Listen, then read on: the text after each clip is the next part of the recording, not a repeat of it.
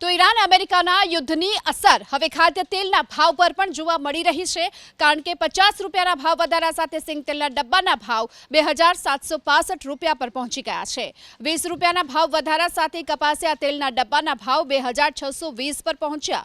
ગત વર્ષની સરખામણીએ આ વર્ષે સિંગ તેલના ડબ્બાના ભાવમાં 600 રૂપિયાનો વધારો થયો છે।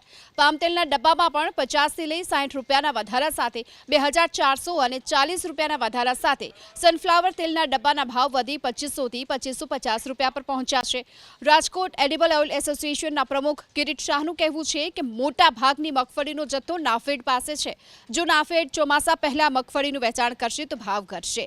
ઉનાળુ મગફળીની આવક વધશે તો તેલના ભાવ થોડા ઘટી શકે છે। વૈશ્વિક યુદ્ધની સ્થિતિને પગલે આગામી સમયમાં પામ તેલ અને સનફ્લાવર તેલના ભાવમાં પણ વધારો થવાની શક્યતા વ્યક્ત કરાઈ છે।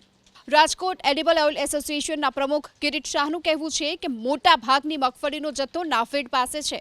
જો નાફેડ ચોમાસા પહેલા મગફળીનું વેચાણ કરશે તો ભાવ ઘટશે। ઉનાળુ મગફળીની આવક વધશે તો તેલના ભાવ થોડા ઘટી શકે છે।